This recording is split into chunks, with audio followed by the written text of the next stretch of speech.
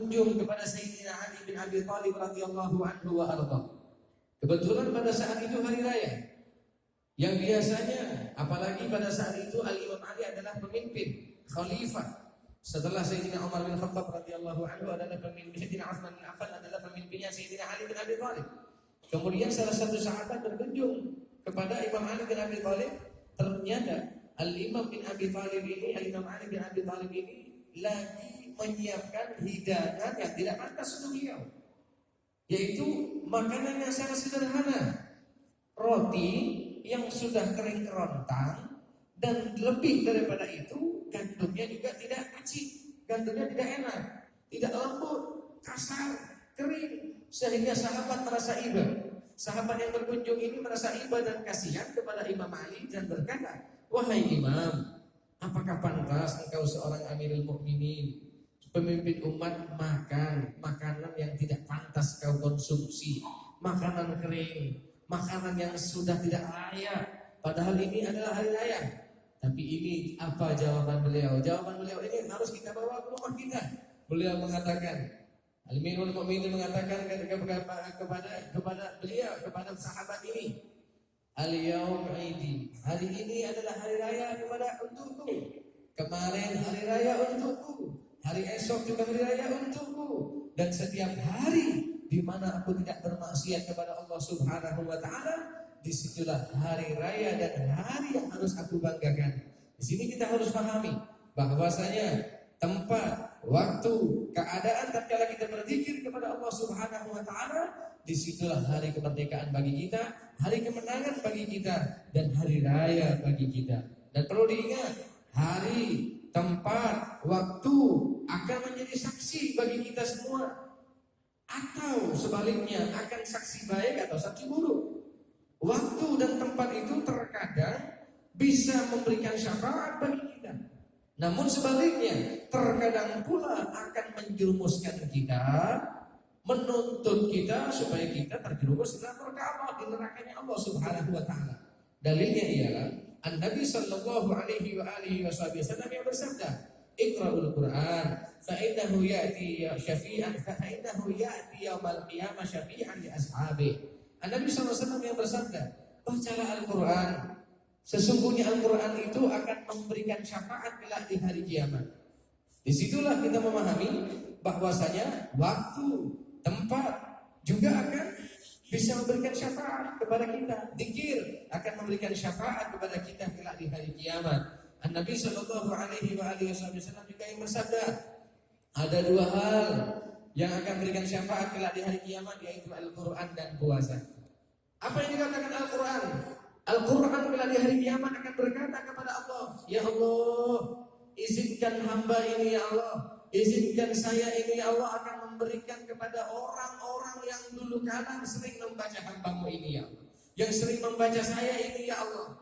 Aku telah mencegahnya tidur di malam hari sehingga dia membukaku, membacaku ya Allah. Maka berikan izin untuk berikan syafaat kepadanya, masukkan dia ke dalam surga ya Allah. Amin ya Rabbal alamin." Kemudian yang kedua adalah siam, puasa.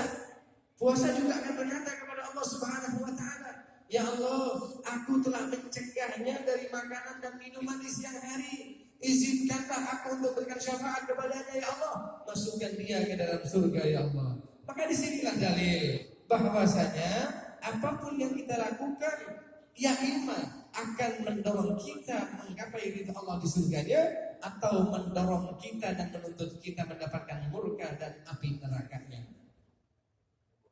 Wa inna hadzal yawm al-'azima min Allah 'azza wa jalla yawm al-jum'ah ja'ala Allah 'azza wa jalla fihi sa'atan li-istijabati ad-du'a. Kulluhu yawmun mu'azzam, كله يوم مكرم، إلا أن فيه وقتا الله سبحانه وتعالى يعجل بالإجابة فيه لعبده. قال النبي الكريم صلى الله عليه وآله وصحبه وسلم: إن في يوم الجمعة ساعة لا يوافقها عبد مسلم يصلي أي يدعو، لا يوافقها عبد مسلم يصلي إلا استجاب الله تعالى له.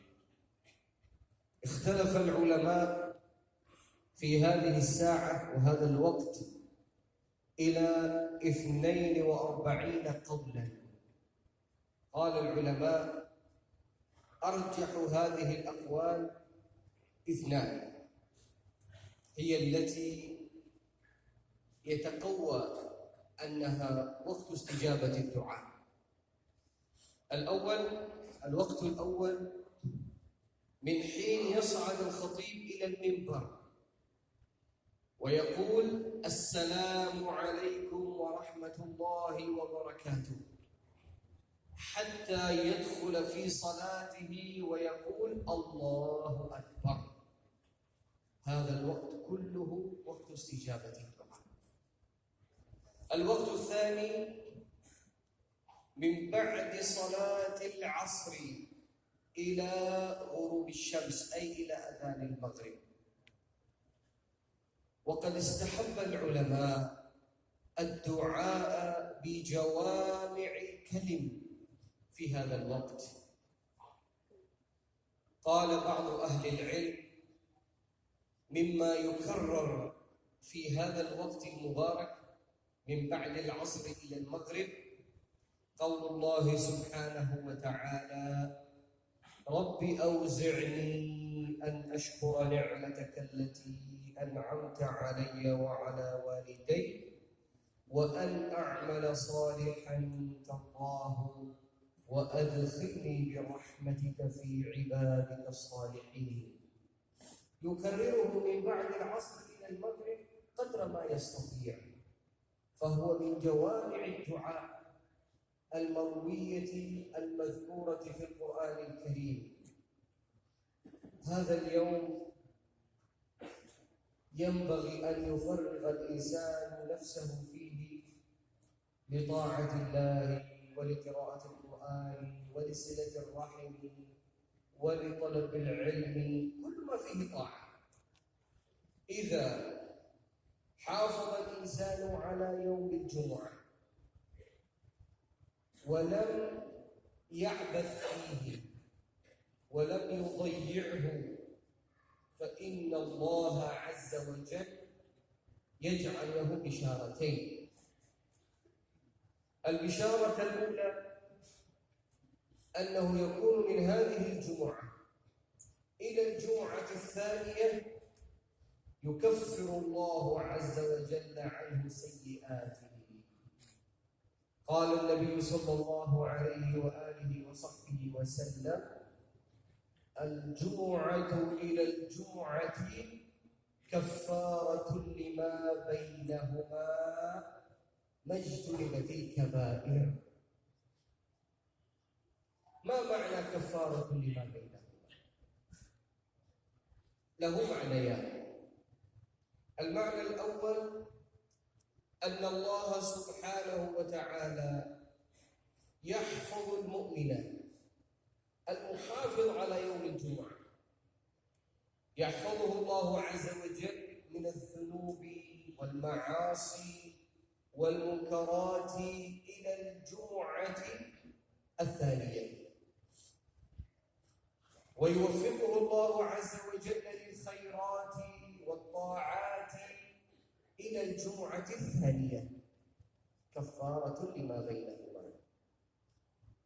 المعنى الثاني أن الذي يقوم بيوم الجمعة وبحقه واحترامه وتعظيمه وطاعته، فإنه حتى لو أذنب في خلال الأسبوع فإن الله عز وجل يرزقه التوبة، فإن الله عز وجل يوفقه للاستغفار، فإن الله عز وجل يجعله يخشى من الذنوب. قال: معاذ الله إنه ربي أحسن مثواي. فإذا أنعم الله عز وجل عليك بهذه النعمة فإن المؤمن يستحي من الله سبحانه وتعالى، يستحي من الله عز وجل أن يكفر بتلك النعمة. هذا من فضل ربي ليبلوني أأشكر أم أكفر. ابتلاء من الله سبحانه وتعالى، فالإنسان يحمد الله سبحانه وتعالى على هذه النعمة. إذن الأمر الأول كفارة لما بينهما. قال عليه الصلاة والسلام: الجمعة إلى الجمعة كفارة لما بينهما. Sesungguhnya hari Jumat ini adalah Allah Subhanahu wa taala jadikan kemuliaan bagi kita. Hari Jumat adalah hari yang istimewa bagi kita. Bahkan Allah Subhanahu wa taala memuliakan hari Jumat itu dari awal sampai akhir. Namun ada beberapa waktu yang lebih istimewa daripada waktu yang lain dan adanya di hari Jumat. Apa yang dimaksud? Yaitu saat atau waktu mujabud dakwah. Waktu yang apabila kita berdoa akan dikabulkan oleh Allah Subhanahu wa taala. Nabi sallallahu alaihi wasallam bersabda, sesungguhnya di hari Jumat itu ada beberapa saat yang mana tidaklah seorang hamba berdoa atau lagi beribadah, salat, kecuali Allah Subhanahu wa taala akan mengabulkan doanya. Kapan itu? Sebagian ulama berbeda pendapat. Ulama berbeda pendapat sampai kepada 42 pendapat. Namun dari 24 atau 42 pendapat tersebut, dua yang paling kuat dari pendapat yang lain, yaitu apa itu? Waktu tersebut, waktu mujabud dakwah dan dikabulkan doa itu tatkala seorang khatib naik ke atas mimbar dan berkata Assalamualaikum warahmatullahi wabarakatuh sampai imam memulai sholat Jumatnya dengan Allahu Akbar. Disitulah waktu semua waktu mujabud dakwah, waktu yang dikabulkan doa-doanya oleh Allah Subhanahu wa taala. Pendapat yang kedua juga pendapat yang kuat, yaitu dari waktu masuknya di salatin asar, yaitu dari setelah sholat asar, waktu setelah sholat asar sampai dikumandangkannya adzan maghrib. Disinilah waktu istijabah. Yang pertama perlu kita ingat, di hari Jumat kata Syekh ada waktu yang tatkala kita berdoa akan dikabulkan oleh Allah. Pertama, yaitu imam naik ke atas mimbar dan beruluk salam sampai khatib naik mimbar beruluk salam sampai sang imam memulai dengan takbirnya. Yang kedua, setelah sholat asar sampai maghrib. Maka saya menghimbau, kata beliau kepada kita semua, gunakanlah dari setelah sholat asar sampai maghrib itu untuk beribadah, membaca Al-Quran, mengkaji ilmunya Allah Subhanahu wa ta'ala, berzikir kepada Allah Subhanahu wa ta'ala, dan berbagai zikir.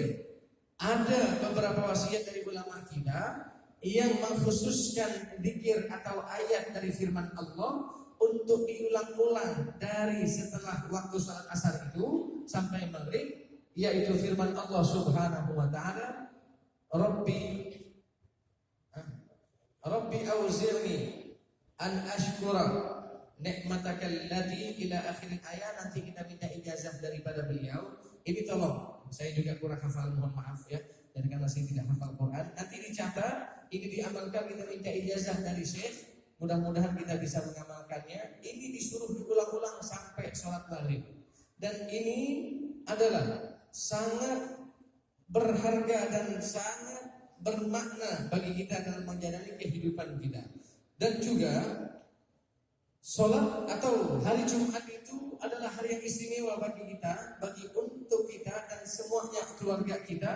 Dan Allah Subhanahu wa ta'ala memuliakan orang yang menjaga sholat Jumat ataupun hari Jumat dengan ibadah dengan dua bisyarah, dengan dua kabar gembira. Orang yang menjaga hari Jumatnya dengan ibadah dan dia tidak bermaksiat kepada Allah Subhanahu wa ta'ala, Allah memberikan kabar gembira baginya. Yang pertama adalah kafaratul lidzunub, yaitu pelebur dosa. Pelebur dosa sampai ketemu Jumat yang akan datang. Sampai ketemu Jumat yang akan datang, yaitu kafaratul lima bainahuma dengan sabda Nabi Muhammad SAW, al-jum'ah ilal jum'ah mukaffiratun lima bainahuma majtunibatil kabair, yaitu yang artinya Jumat ketemu Jumat yang akan datang, maka Allah akan memberikan penjagaan baginya sampai ketemu Jumat lagi. Dalam arti penjagaan di sini ada dua makna kata beliau. Lahu maknayan. Apa yang maksud hifz, penjagaan dari Allah Subhanahu wa taala? Makna yang pertama kata ulama bahwasanya setiap seseorang yang menjaga hari Jumatnya dengan ibadah, Allah akan takdirkan dia tidak maksiat. Allah akan jaga daripada dosa. Allah akan jaga dari bentuk kemaksiatan, dan Allah akan memberikan taufik kepadanya taat kepada Allah sampai Jumat yang akan datang. Ini sangat mulia para hadirin. Yang kedua, makna yang kedua, penjagaan atau hifz daripada Allah Subhanahu wa taala. Toh seandainya dia harus maksiat sekalipun, dia tergelincir dalam lembah kemaksiatan sekalipun karena manusia biasa, Allah akan takdirkan dia bertaubat kepadanya. Allah akan memberikan penyesalan dalam hati sanubarinya. Allah akan takdirkan dia kembali kepada Allah Subhanahu wa taala. Ini yang dimaksud oleh Syekh, bahwasanya orang yang menjaga hari Jumatnya akan dijaga oleh Allah, dijaga dari kemaksiatan secara zahir. Toh seandainya dia bermaksiat, Allah akan memberikan taubat kepadanya. Dan begitulah seseorang mukmin harus mensyukuri nikmat Allah Subhanahu wa taala. Jangan kufur nikmat. Jangan kita tidak bersyukur atas nikmat-nikmat yang diberikan oleh Allah Subhanahu wa taala. Karena Allah akan memberikan nikmat kepada kita sebagai cobaan. Kita bersyukur atau kufur. Kita bersyukur atau ingkar kepada nikmat Allah Subhanahu wa taala. Dan janji Allah apabila kita bersyukur ditambah kenikmatan. Dan bagi Allah, janji Allah apabila kita kufur nikmat akan dicabut itu kenikmatan oleh Allah Subhanahu wa taala. Maka saya kembalikan ke pembahasan pertama, apabila kita menjaga hari Jumat, ada kabar gembira, dua kabar gembira bagi kita. Yang pertama adalah pembebasan atau penjagaan diri kita, dan yang kedua akan dijelaskan oleh Syekh. والبشارة الثانية هذا اليوم يعمر هذا اليوم بالطاعة أن الله عز وجل يجعل له مقاما عظيما ويكرمه إكراما عظيما في أعماله الصالحة ويضاعفها له ويجعل لها مزية. فالأعمال الصالحة في يوم الجمعة يتضاعف أجرها ولها من الله عز وجل مزيد فضل. والدليل على ذلك قول النبي صلى الله عليه وآله وصحبه وسلم: من قرأ سورة الكهف في يوم الجمعة جعل له نور إلى السماء حتى الجمعة الثانية. الله سبحانه وتعالى يجعل ذلك القرآن يجعله نورا إلى الملأ الأعلى لهذا المؤمن، ويستمر هذا النور له إلى الجمعة الثانية. وكذلك الأعمال الصالحة في هذا اليوم من تسبيح وذكر وصلة رحم حتى في زيارة القبور. قال أهل العلم إن يوم الجمعة عند أهل البرزخ يتزاورون فيه المؤمنون، يتزاورون فيه أهل الطاعة وأهل الإيمان، يتزاورون في يوم الجمعة ويفرحون بمن يزورهم من أقاربهم الأحياء، ويفتخر الميت الذي يزوره أقاربه أو يدعون له أو يستغفرون له، يفتخر بذلك على بقية الأموات. يقول هذا ولدي زارني، هذا تلميذي زارني، هؤلاء أهلي زاروني، يفتخر بذلك على بقية الأموات في يوم الجمعة. يوم الجمعة حتى عند أهل البرزخ هو يوم له مزية، بل حتى عند الطيور روي أن تغريد الطيور في ذلك اليوم أي في يوم الجمعة يقولون سلام سلام يوم صالح، سلام سلام يوم صالح.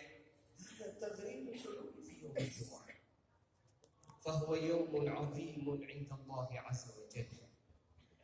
جعلنا الله تعالى ممن يعمل هذا اليوم وممن يوفق فيه للطاعات، فإن المؤمن الموفق للخيرات دليل إرادة الله عز وجل له الخير والسعادة. اللهم اجعلنا ممن توفقه لما تحب وترضى يا رب العالمين.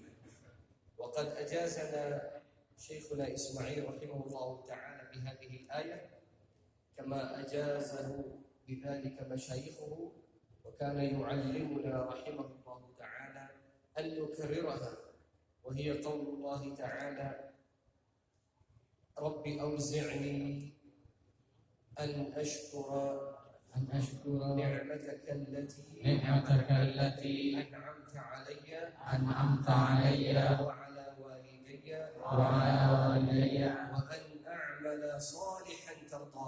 وأن أعمل صالحا ترضاه وأدخلني برحمتك في عبادك الصالحين. أجيزكم بهذه الآية التي هي من جوامع الدعاء كما أجازني ذلك شيخنا رحمه الله تعالى. Qabilna ijazah. Ayo kita mengatakan semua qabilna ijazah. Kami terima ijazahnya. Bismillah.